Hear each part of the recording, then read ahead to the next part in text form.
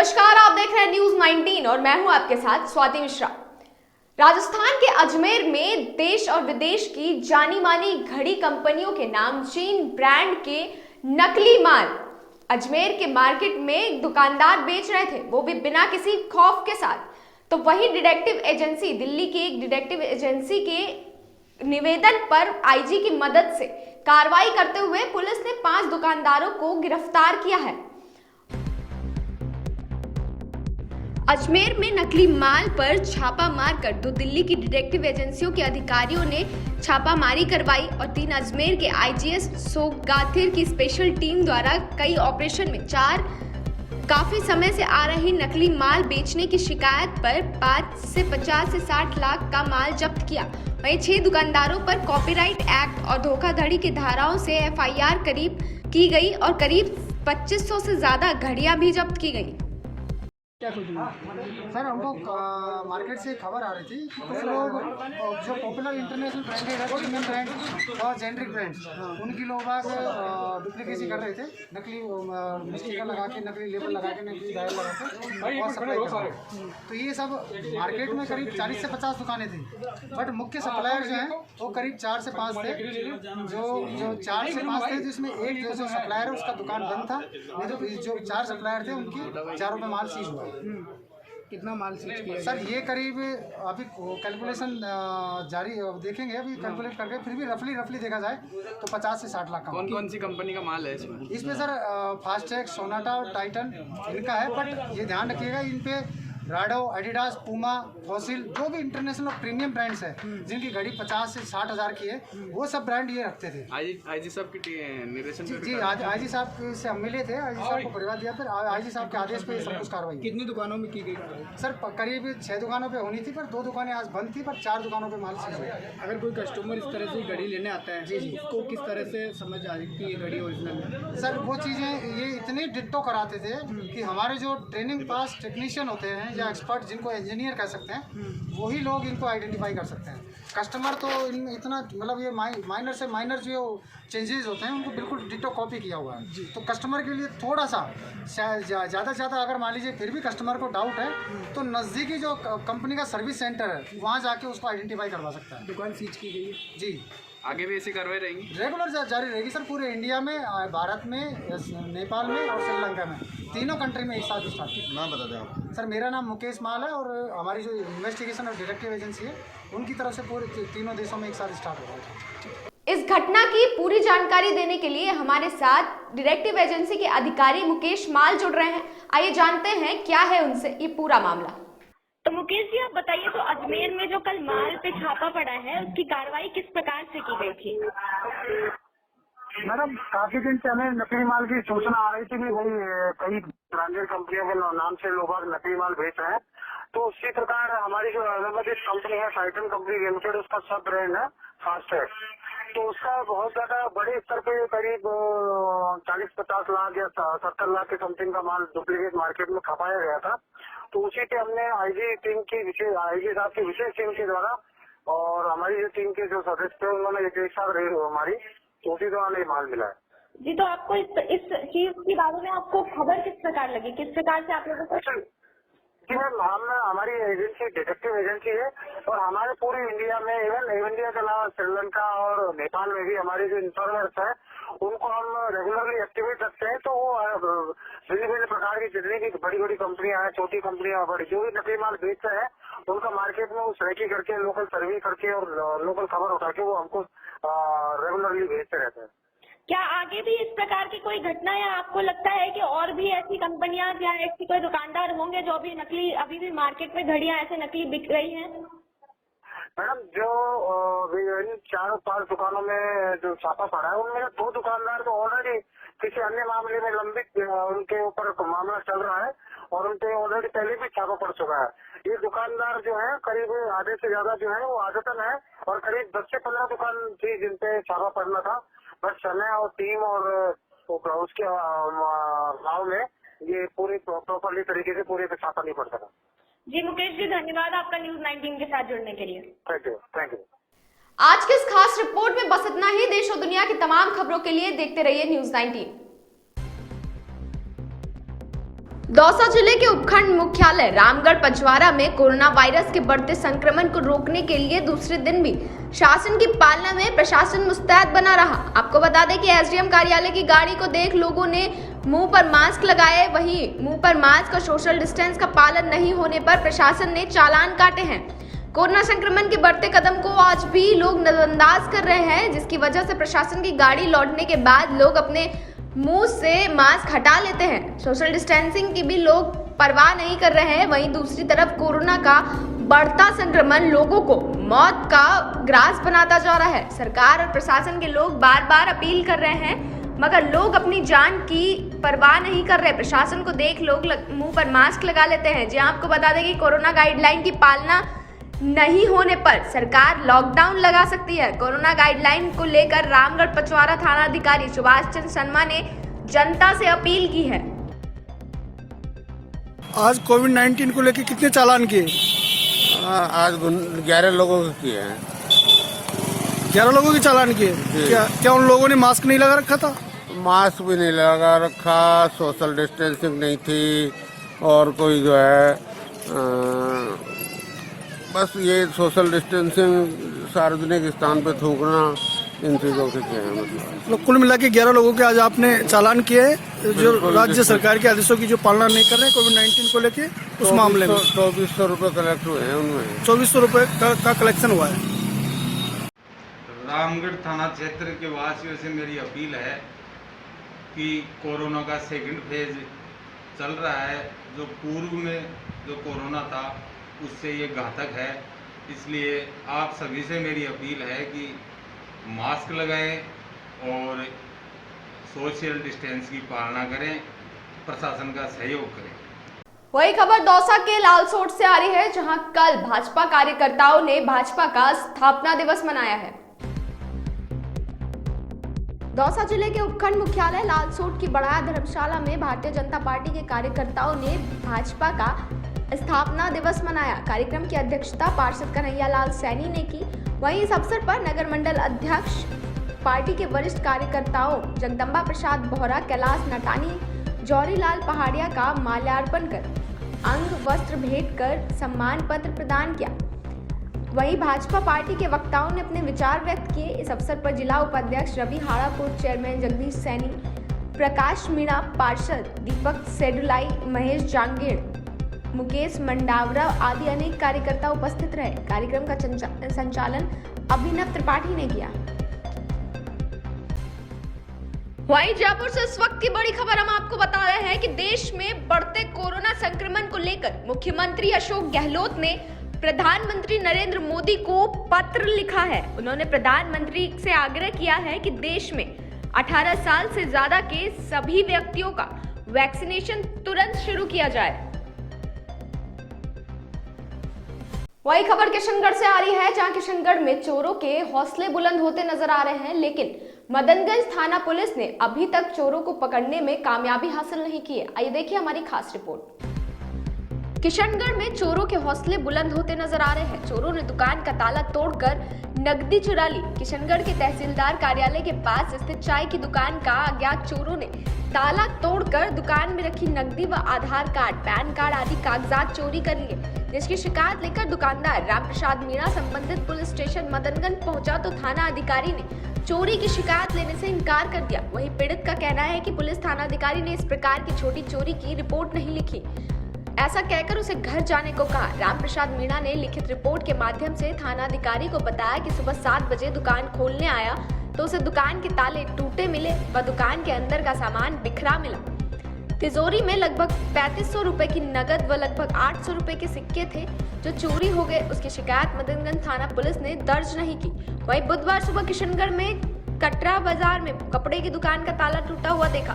व्यापारी के होश उड़ गए। कपड़े की दुकान में चोरों ने ताला तोड़कर दुकान की तिजोरी से 8 लाख की नकदी लेकर फरार हो गए। वहीं चोरी की पूरी घटना दुकान के सीसीटीवी कैमरे में कैद हो गई है। इस चोरी के मामले में हालांकि मदनगंज थाना पुलिस ने मामला दर्ज कर जांच शुरू कर दी है। हालांकि मदनगंज थाना पुलिस अब तक चोरी के मामलों में कोई खास सफलता प्राप्त नहीं कर पाई है। हाँ जी बताइए। मैं सुबह 7 बजे आया। रोज़ मैं सुबह 7 बजे दुकान खोलवाता हूँ।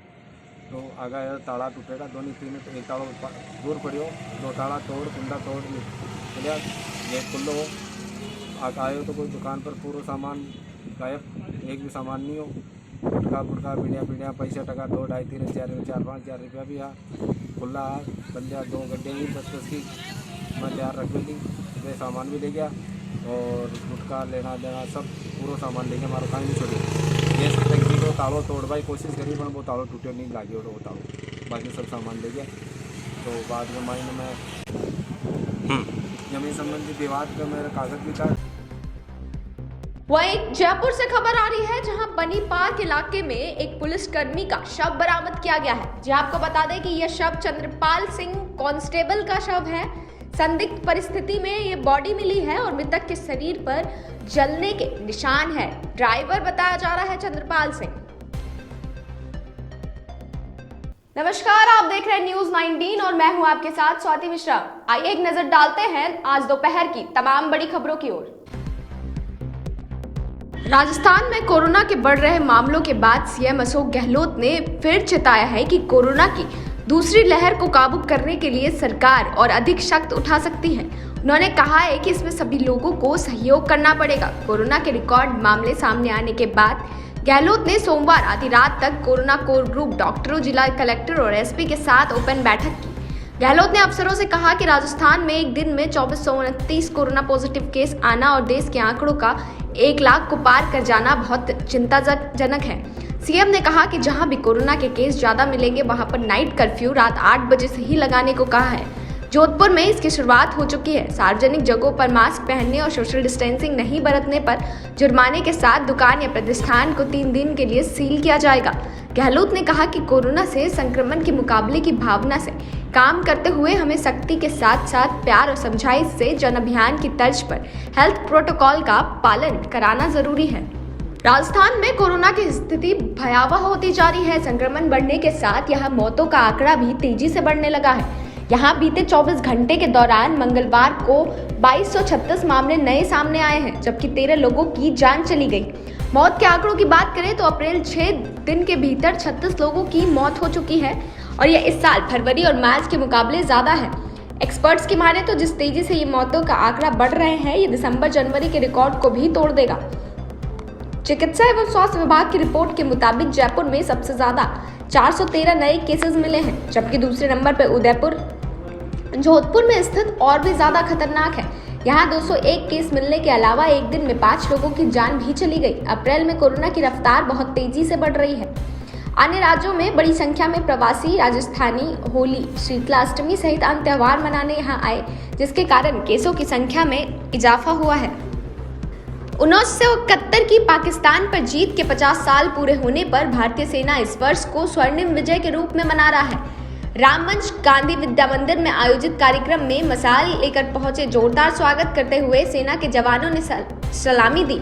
रणबांकुरा डिवीजन के लेफ्टिनेंट कर्नल GS आर्य ने बताया कि दिल्ली से देश के प्रधानमंत्री नरेंद्र मोदी के द्वारा नेशनल वॉर मेमोरियल के 4 स्वर्णिम विजय मशाल प्रज्वलित कर पूरे देश की चारों दिशाओं में रवाना की। यह मशाल यात्रा पूरे देश के लिए सभी छावनी क्षेत्रों का भ्रमण कर शहीदों के आंगन की मिट्टी लेकर देश की राजधानी दिल्ली स्थित राष्ट्रीय अमर स्मारक ले जाएंगी। मंगलवार को यह स्वर्णिम विजय मशाल सरदार शहर के वीर सेनानियों की भूमि पर पहुंची, जहां राम मंच पर सैनिकों को श्रद्धांजलि देते हुए उन्हें नमन कर याद किया। कार्यक्रम में 1971 के युद्ध में शहीद हुए सैनिकों की वीरांगनाओं और भूतपूर्व सैनिकों जिन्होंने 1971 के युद्ध में अपनी शौर्यता दिखाई थी, उन्हें सम्मानित भी किया गया। राजस्थान के दौसा के महुआ में पुजारी शंभू की जमीन की रजिस्ट्री मामले का बवाल थमने का नाम नहीं ले रहा है। थाने के बाहर ग्रामीण पुजारी के शव के साथ प्रदर्शन कर रहे हैं। वहीं सांसद किरोड़ी लाल मीणा का 5वें दिन भी धरना जारी है। देर रात तक दौसा कलेक्टर और एसपी ने महुआ थाना परिसर में वार्ता की, लेकिन धरना समाप्त करने पर सहमति नहीं बन पाई। वार्ता में प्रदेश बीजेपी की तरफ से भेजी गई टीम भी शामिल थी, लेकिन किरोड़ी लाल मीणा अपनी मांग पर अडिग हैं। इस मामले में तहसीलदार को एपीओ भूमाफियाओं को राउंड अप करने के लिए पुलिस की 3 टीमों का गठन कर दिया गया है। पूरे प्रकरण की जांच को लेकर एक कमेटी का भी गठन किया जाएगा, जो पूरे मामले की जांच रिपोर्ट पेश करेगी। किरोड़ीलाल मीणा ने तहसीलदार को सस्पेंड करने के साथ जमीन को भूमाफियाओं से मुक्त कराने और आरोपियों की गिरफ्तारी की मांग की है। वहीं किरोड़ीलाल मीणा ने साफ कहा है कि जब मांगों को लेकर ठोस कार्रवाई नहीं होती तब तक थाने के सामने ग्रामीणों का धरना जारी रहेगा। तो दोपहर की तमाम बड़ी खबरों में आज के लिए बस इतना ही। देश और दुनिया की तमाम खबरों के लिए बने रहिए न्यूज़ 19 के साथ। वही खबर सिकंदरा दौसा से, जहां लोगों के द्वारा कोरोना गाइडलाइन की धज्जियां उड़ाई जा रही है। एक तरफ जहां कोरोना की संक्रमित की संख्या दिनों दिन बढ़ती जा रही है, वहीं लोगों द्वारा इसका मखौल उड़ाया जा रहा है।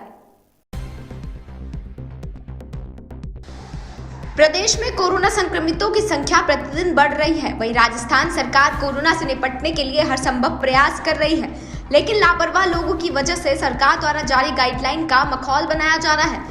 सार्वजनिक जगहों पर भीड़ पर किसी तरह की कोई पाबंदी नहीं है, लेकिन लोग बिना मास्क लगाए नजर आ रहे हैं। वहीं सिकंदरा अस्पताल में वैक्सीन तो लगाई जा रही है, पर लोग अस्पताल परिसर में बिना मास्क लगाए घूमते नजर आ रहे हैं। हालांकि अस्पताल प्रभारी इंद्रजीत सिंह नारुका ने नो मास्क नो एंट्री का बैनर चिपका रखा है, लेकिन बावजूद लोग बेपरवाह घूम रहे हैं।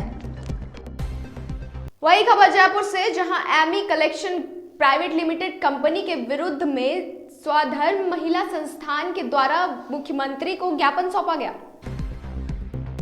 Amy collection private limited company के विरुद्ध स्वधर्म महिला शक्ति संस्थान की शीला तिवारी द्वारा मुख्यमंत्री को ज्ञापन दिया गया। एमी कलेक्शन कंपनी में ठेकेदार प्रकाश द्वारा इन मजदूरों को लाया गया था। उन्हें कंपनी में काम पर रखा गया। सभी मजदूरों का 2 महीने का कंपनी पेमेंट नहीं दे रही है, जिससे मजदूर काफी परेशान है और शीला तिवारी ने कहा कि वो मजदूरों को न्याय दिलाने के लिए उनके साथ खड़ी रहेंगी।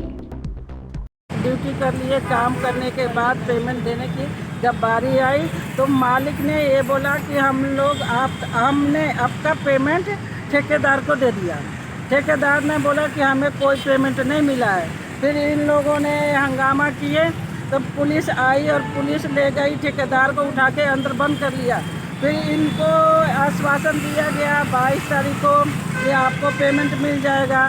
फिर 28 को दिया गया और एक और डेट दिया गया। फिर भी इन लोगों को पेमेंट नहीं मिला। इनके आधार कार्ड, फोटो और जो हाजिरी की कागज़ है कंपनी ने रख लिया, ठेकेदार ने रख लिया और उसके बाद नहीं मिला तो इन लोगों ने यूनियन के पास गए थे। सीतापुर में कोई यूनियन है। साना खातून है, मैं यूपी की रहने वाली हूँ, गोरखपुर का। मैं यहाँ परिवार लेकर बच्चों को पढ़ा रही हूँ और मजदूरी कर रही हूँ, अपनी सिलाई करती हूँ, बच्चों को खिलाती हूँ, देखती हूँ। और मेरा पैसा मेरे को पहली तारीख फरवरी पहली से लेकर 28 तारीख तक काम कराया, एक भी पैसा नहीं दिया। पेमेंट मांगे 22 तारीख को तो बोला कि यह महीना पूरा हो जाने दो, मेरा फीस निकल जाएगा तो मैं पेमेंट दिलवा दूँगा, पूरा पैसा दिलवाऊँगा। एक भी पैसा नहीं दिया। उसके बाद से पुलिस थाना के पास हम गए, पुलिस थाना वालों को घूस दे दिया। वो आया और वो सारे कारीगरों को सल्टा दिया कि कुछ उखाड़ नहीं पाओगे, तू चले जाओ अपने अपने घर, ये पैसा देने वाला नहीं है। उसके बाद से हम लोग अपने घर चले आए। यूनियन वाला आया, वो भी अपना फोटो लिया, आधार कार्ड लिया, सब हम लोग का कुछ जमा किए कि पैसा मिल जाएगा, कुछ तो मिल जाएगा। लेकिन 200 रुपया मांगा मेरे पास। भैया मैं बोली मेरे पास 1 रुपया नहीं है, आप मेरे पैसा दिलवा दे, मैं 2 से नहीं 500 रुपया मैं दे दूँगी। मैं अभी मेरे जेब में एक भी पैसा नहीं है। पहले बात तो हमारे साथ जालसाजी की गई है, क्योंकि हमारे को कंपनी का नाम लेके कि एमी कलेक्शन के नाम से कंपनी है और कंपनी के नाम से ही काम किया जाएगा। पहली बात हमने इस विश्वास पे हमने काम कर लिया। दूसरी बात फिर बाद में पता चला है हमें कि ये ठेकेदार के थ्रू है। ठेकेदार के होने के बाद में पैसे में देने में दिक्कत होने लग गई। दिक्कत होने के बाद में वही हो गए, थाने का चढ़ी होने लग गए और थाने में करने लग गए ठेकेदार। लोग हम भी करने, हमें भी पैसे की ज़रूरत, हम भी करेंगे ही, कुछ ना कुछ तो करेंगे ही। पैसे के लिए हम भी थाने में चले गए। थाने के लिए जाने के लिए बाद में वो भी थाने वाले भी ये बोल देंगे कि पैसे की ज़रूरत है आपको, तो आप इसके हिसाब से आप जाना कुछ भी नहीं करेंगे। आपको यहाँ पे ठेकेदार ही करेगा, जो काम पे लगवाया है आपको वही देगा, ना थाना देगा पैसे ना यूनियन। यूनियन में भी गए थे हम, हमारे ID फोटो वगैरह जो भी गए थे जमा करवा दिए, वहाँ पे कुछ नहीं हुआ। अब हम यहाँ पे आए हैं। किस चीज़ की कंपनी है, क्या काम करवाते हैं? एक्सपोर्ट लाइन है, ये कपड़ों की कंपनी है। ये कहाँ पर है? ये सीतापुरा एरिया में पड़ता है, ये GIT के पास में ही है। वही खबर सेडवा से आ रही है, जहां सेडवा कस्बे में रात 8 बजे पुलिस ने बाजार बंद करवा दिया। जहां आपको बता दें कि रात 8 बजे से सुबह 6 बजे तक अब दुकानें बंद रहेंगी। बाजार बंद रहने के निर्देश जारी किए हैं। कोरोना संक्रमण के प्रकोप के चलते अब समय में बदलाव किया गया है। पुलिस ने माइक से अनाउंस कर दुकानें बंद करने की हिदायत दी है। कोरोना संक्रमण के प्रकोप की वजह से 6 बजे तक दुकानें बंद रहेंगी। अब रात्रिकालीन समय में पुलिस की कड़ी नजर रहेगी। बांदीकुई के लोकप्रिय विधायक जीआर खटाना ने आज राजकीय महिला महाविद्यालय के लिए सिकंदरा रोड पर एक जमीन की स्वीकृति करवाई है। आज बांदीकुई के लोकप्रिय विधायक जीआर खटाना ने राजकीय महिला महाविद्यालय की सिकंदरा रोड पर स्वीकृति करवाई। 4 दीवारी बाउंड्री वॉल का निर्माण का शिलान्यास किया। मंत्रोच्चारण पूजा पाठ करवा विधायक महोदय ने राजकीय महिला कॉलेज की नींव रखी। इस अवसर पर विधायक महोदय ने कहा कि महिला महाविद्यालय की बहुत ही पुरानी मांग चल रही थी तथा मेरे दिल में भी ये था कि बालिकाओं को उच्च शिक्षा के लिए कहीं बाहर ना जाना पड़े। इसके लिए हमारे प्रयास किया और बांदीकुई में महिला महाविद्यालय स्वीकृत करवाया गया। आज इस महिला महाविद्यालय की नींव रखते हुए मुझे गौरवान्वित महसूस हो रहा है। वहीं शिक्षा आधुनिक युग की मूल आवश्यकता है। गुणवत्तापूर्ण शिक्षा आपके प्रगति के द्वार खोलती है। हमने 2 वर्ष के अल्प समय में बांदीकुई में महिला कॉलेज व बसवा कस्बे में राजकीय महाविद्यालय स्वीकृत करवाकर जनता से अपना वादा पूरा किया है। वही खबर लालसोट से, जहां मुख्य चिकित्सा एवं स्वास्थ्य अधिकारी ने औचक निरीक्षण किया है। सामुदायिक स्वास्थ्य केंद्र का और ईसीजी मशीन को वापस से चालू करने के दिशा निर्देश भी जारी किए हैं। दौसा जिले के उपखंड मुख्यालय रामगढ़ पचवारा के सामुदायिक स्वास्थ्य केंद्र का मुख्य चिकित्सा एवं स्वास्थ्य अधिकारी मनीष चौधरी ने औचक निरीक्षण कर व्यवस्थाओं का जायजा लिया। वहीं उद्योग मंत्री प्रसादी लाल मीणा की जन सुनवाई के दौरान सामुदायिक स्वास्थ्य केंद्र की शिकायत पर मुख्य चिकित्सा एवं स्वास्थ्य अधिकारी पचवारा ने व्यवस्था का जायजा लिया। वहीं सुनवाई के दौरान सामुदायिक स्वास्थ्य केंद्र से डॉक्टर चिकित्सक को हटाकर लालसोट लगाए जाने पर लोगों में चर्चा का विषय बना हुआ था। मुख्य चिकित्सा अधिकारी से लोगों ने पुनः डॉक्टर प्रकाश शेहरा को लगाए जाने की मांग करी। वहीं मुख्य चिकित्सा अधिकारी ने सभी तरह की व्यवस्थाओं का जायजा लिया और मुख्य चिकित्सा एवं स्वास्थ्य अधिकारी ने हमारे रिपोर्टर से सवालों के जवाब देते हुए ईसीजी मशीन को तुरंत चालू करने के निर्देश दिए। वहीं उन्होंने मनीष चौधरी ने बढ़ते कोरोना संक्रमण को लेकर जनता वैक्सीन लगाए जाने की भी अपील की और इस मौके पर doctor Firoz, doctor Prakash Chand Meena, doctor Mahesh Jatav समेत सामुदायिक स्वास्थ्य केंद्र का स्टाफ मौजूद रहा। इसमें जो आमजन की जो शिकायत हुई थी वहाँ जन सुनवाई के दौरान उस दिन मंत्री जी ने हमको प्रकाश शेहरा को लालसूट लगाने के निर्देश दिए हैं जी, और उनकी आदेशों के अनुसार हमने उनको लालसूट लगाया है। नहीं तो मंत्री जी से आप भी तो कह सकते थे कि कार्य करने वाला डॉक्टर है, आपने क्यों नहीं कहा मंत्री जी से? नहीं, कोई आम जनता की शिकायत थी, उसी शिकायत को लेकर मंत्री जी ने भी उनको रिमूव किया है और कोई रीजन नहीं था। लेकिन लोगों के अंदर यहाँ पर रोष व्याप्त है प्रकाश शेहरा को उठाने का, इसमें आप क्या कहना चाहोगे? ये लोग मंत्री जी को अवगत कराएं इस चीज का, अगर इस तरह का होगा तो उनको वापस लगाएंगे। सर, आज आपने विजिट किया रामगढ़ पचवारा सामुदायिक स्वास्थ्य केंद्र में, क्या पाया आपने? कुछ समय पूर्व माननीय मंत्री जी ने जो बैठक की थी, जनसुनवाई की थी, उसमें परेशानी आई थी और जो परेशानी थी रामगढ़ पचवारा स्वास्थ्य केंद्र के बारे में थी। तो मेरा आज मूड था कि आज हम भ्रमण करके आए और जो समस्या है उनका समाधान करके आए ताकि जनता को फायदा मिल सके और जो समस्या थी उनका समाधान कर सकें। अस्पताल यहाँ नया बनना है, नई बिल्डिंग का कंस्ट्रक्शन हो रहा है, वो नहीं हो पाया, उस पर मैंने वो निर्देश दिए जल्दी और यही हिसाब से बात की, जल्दी डिसमेंटल करके काम चालू कर दिया जाएगा। और जो इनकी समस्या थी, इनका समस्या ब्लॉक सिंह साहब बैठे हैं और इन्होंने समाधान किया, उसको ऊपर मोहर लगाते हुए उनको अपन समस्या का तुरंत प्रभाव से निदान करते हुए जनता के हित में आगे बढ़ेंगे। जनता की सेवा के लिए इन लोगों को निर्देश करेंगे, जो प्रॉब्लम है हम सॉल्व करेंगे, लेकिन जनता को नहीं छोड़ सकते कि हम बीच चौराहे पर छोड़ जाए। अस्पताल चलेगा, अस्पताल बनते रहेंगे, जो है प्रेजेंट कंडीशन जहाँ क्वार्टर्स बने हुए हैं, जो खराब कंडीशन के हैं या जो भी है, इनमें दुख सुख के साथ मेरे कर्मचारी काम करेंगे। बिल्डिंग का कार्य कब तक चालू हो जाएगा सर? अभी जो ये साहब से बात की है उन्होंने शनिवार को है, शनिवार को मैं काम चालू करवाने की कोशिश करता हूँ। शनिवार सर, बढ़ता कोरोना को लेकर लालसोट विधानसभा क्षेत्र के अंदर आपने क्या बजट दिया? बजट की संभावना, बजट पर्टिकुलर एक कोविड के लिए तो अभी हमारे पास कोई तरह का बजट नहीं है, केवल कर्मचारियों को काम करने के लिए जिनको टीएडीए इस तरह का वही बजट आया हुआ है। आईसी के लिए थोड़ा बहुत है जो न के बराबर है। पहले बजट आया था वो पहले, तो अभी फिलहाल आज की स्थिति में नए वित्तीय वर्ष के अंदर किसी तरह का कोई बजट नहीं आया जैसे कि अमराबाद के अंदर कोरोना पॉजिटिव निकले हैं, उस मामले में उनके घर वालों को क्या सुविधा मुहैया करवाई? नहीं, जहाँ पॉजिटिव निकले हैं हमारा होता है, जब पॉजिटिव निकलते हैं वहाँ टीम जाती है, आरआईडी टीम उनका ट्रेसिंग करती है, उनके कॉन्टैक्ट में आए हुए 30 जनों की सैंपलिंग करती है, सैंपलिंग करने के बाद उनको आइसोलेट करती है और सूचना दी जाती है कि घर से बाहर नहीं निकले और जहाँ जाएँ उनके आदमियों को वो भी इंडिकेट करें कि भाई कोविड पॉजिटिव है, इनसे थोड़ा सा दूर रहें। तो बचाव आज की स्थिति में कोविड से बचने का ये मास्क का इस्तेमाल करें, मास्क के साथ सैनिटाइजर और डिस्टेंसिंग का काम, भीड़ भाड़ वाली जगह पर नहीं जाएं और खुद को स्वस्थ रखें, खूब पानी पिएं, खूब तरल पदार्थ लें, कहीं किसी तरह की ऐसी नहीं हो कि हम भूखा व्रत रहे, ये बीमारी हमारे घर में। सर, समुदाय स्वास्थ्य केंद्र के अंदर ईसीजी होने के बाद में लोगों की शिकायत है कि ईसीजी नहीं होती है। ईसीजी अगर यहाँ तो करनी चाहिए, कोई कारण है तो इनसे डिस्कस करेंगे, इनको नहीं आती तो टेक्नीशियन ट्रेन करेंगे उसको, ऐसा कोई इशू हुआ तो अपन सॉल्व करेंगे। ये यहाँ के स्तर की बात है, ऐसा कोई इशू नहीं है, उसको नहीं करना चाहिए, करनी चाहिए।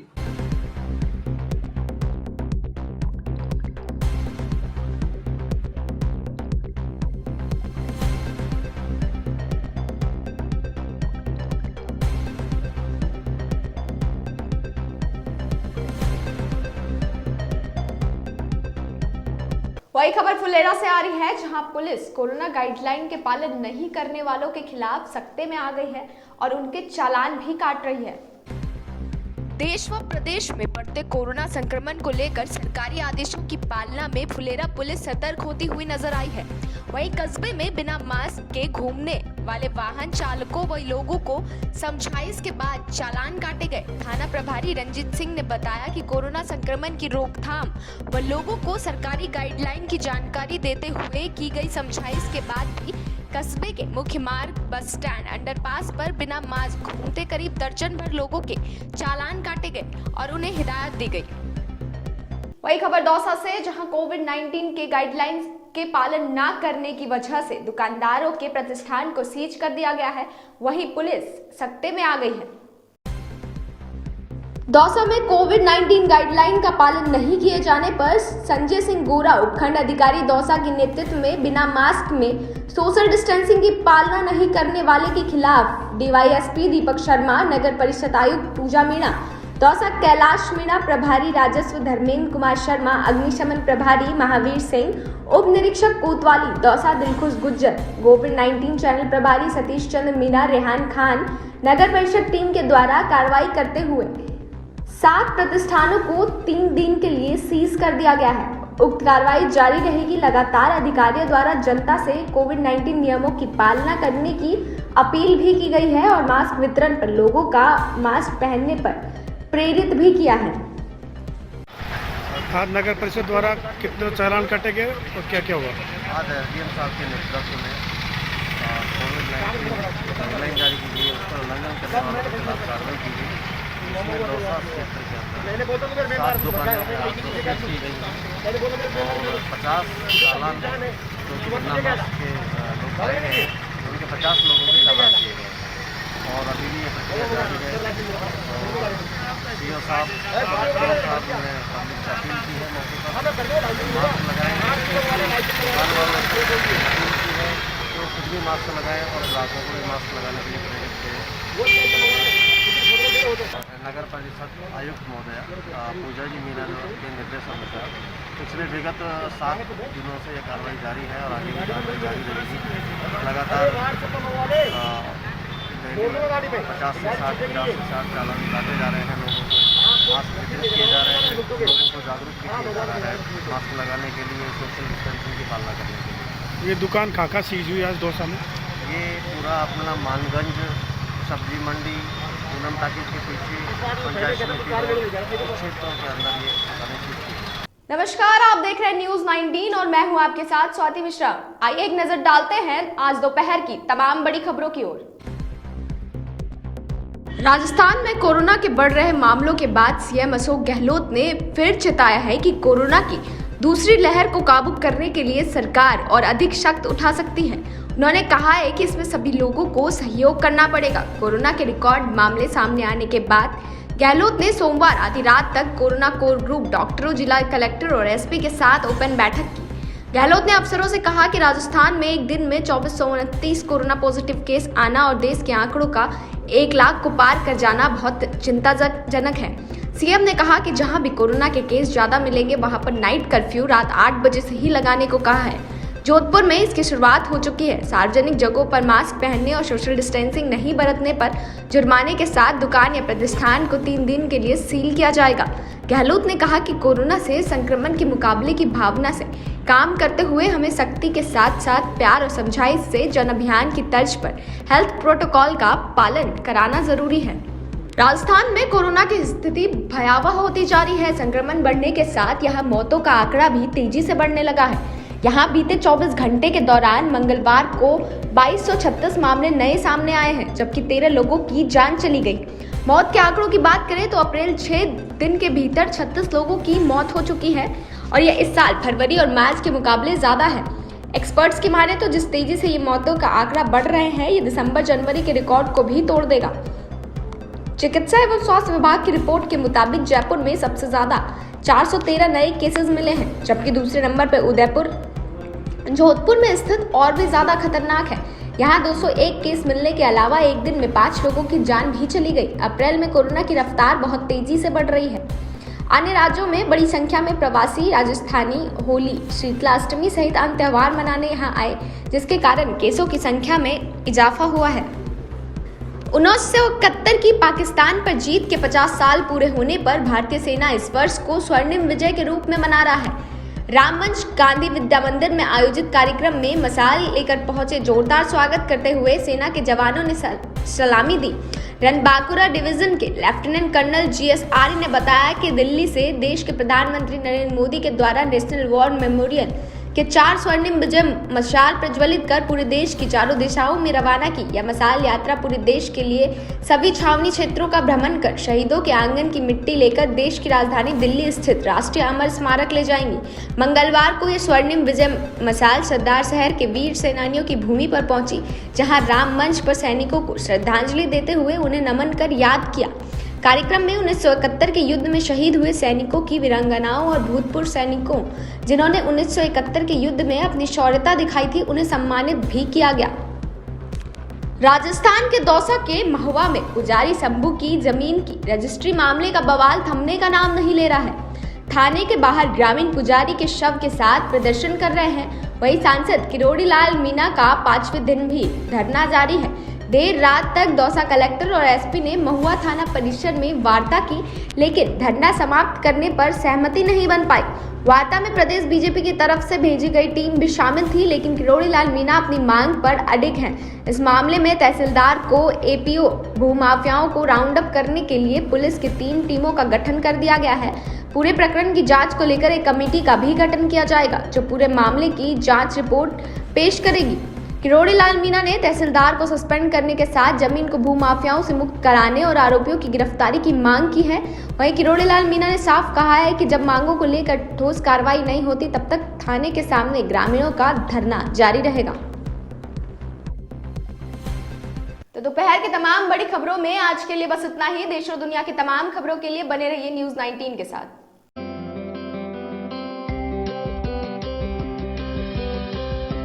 नमस्कार, आप देख रहे हैं न्यूज़ 19 और मैं हूं आपके साथ स्वाति मिश्रा। आइए रुक करते हैं न्यूज़ 19 के मॉर्निंग अपडेट्स की ओर।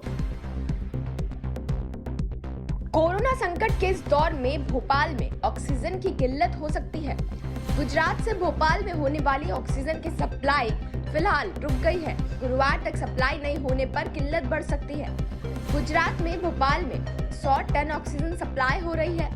सप्लाई रुकने पर फिलहाल कलेक्टर अवनीश लावण्या ने एहतियात के तौर पर उद्योगों को होने वाली सप्लाई पर रोक लगा दी है। पहले अस्पताल फिर उद्योगों की सप्लाई होगी। जयपुर में इस बार गर्मियों में जलदाय विभाग के कर्मचारियों से लेकर इंजीनियर और वरिष्ठ प्रशासनिक अधिकारियों को सैर सपाटा भारी पड़ सकता है। जन स्वास्थ्य अभियंत्रण विभाग के अतिरिक्त मुख्य सचिव सुधांश पंत ने जलदाय विभाग के सभी अधिकारी कर्मचारियों को गर्मी में अपना मुख्यालय नहीं छोड़ने के आदेश जारी किए हैं। अतिरिक्त मुख्य सचिव की ओर से जारी आदेशों के अनुसार जलदाय विभाग के सभी अधिकारी कर्मचारियों की ड्यूटी गर्मी में सबसे महत्वपूर्ण होती है। गर्मियों में प्रदेशवासियों को पानी की सप्लाई नियमित रूप से मिल सके। नेटवर्क 18 ने विश्व स्वास्थ्य दिवस देश में कोरोना वैक्सीनेशन के लिए जागरूकता अभियान की शुरुआत की। पंजाब स्थित अमृतसर में भारत पाक अटारी सीमा पर फेडरल बैंक के सहयोग से नेटवर्क 18 ने यह कैंपस शुरू किया। इस दौरान बीएसएफ के DG Rakesh Asthana, federal bank के सीईओ श्याम श्रीनिवासन और कैंपेन के एम्बेसडर सोनू सूद मौजूद रहे। कार्यक्रम की शुरुआत में डीजी राकेश अस्थाना ने कहा कि बीएसएफ दुश्मनों के साथ साथ कोरोना के खिलाफ भी फ्रंट लाइन पर दुश्मनों से लड़ रहा है। उन्होंने कहा कि बीएसएफ का कोई भी जवान वैक्सीनेशन से नहीं डरा। हमारी टीम पूरी तरह से जागरूक है। देश में कोरोना वायरस मामलों में अचानक आए उछाल सरकार के लिए चिंता का कारण है। कुछ राज्यों में कोरोना के मामले तेजी से बढ़ रहे हैं। स्वास्थ्य मंत्रालय ने कहा कि छत्तीसगढ़ चिंता का विषय है।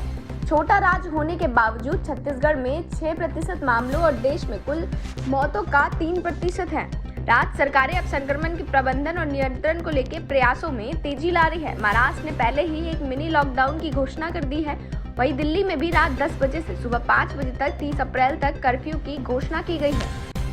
मुंबई इंडियंस के स्काउट और विकेट कीपिंग सलाहकार किरण मोरे की कोरोना वायरस पॉजिटिव पाए जाने के बाद अब टीम के लिए अच्छी खबर सामने आई है। अच्छी खबर यह है कि मुंबई इंडियंस के खिलाड़ियों और सपोर्ट स्टाफ को कोविड-19 की रिपोर्ट नेगेटिव आई है। पिछले साल की चैंपियन मुंबई इंडियंस फिलहाल इंडियन प्रीमियर लीग के 14वें सीजन के लिए अभ्यास सत्र में व्यस्त है। मुंबई इंडियंस आईपीएल 2021 का ओपनिंग मैच खेलेगी। यह match Mumbai Royals Challengers Bangalore के साथ शुक्रवार यानी 9 अप्रैल को खेलेगी। मॉर्निंग अपडेट्स में फिलहाल के लिए बस इतना ही। देश और दुनिया की तमाम खबरों के लिए बने रहिए न्यूज़ 19 के साथ।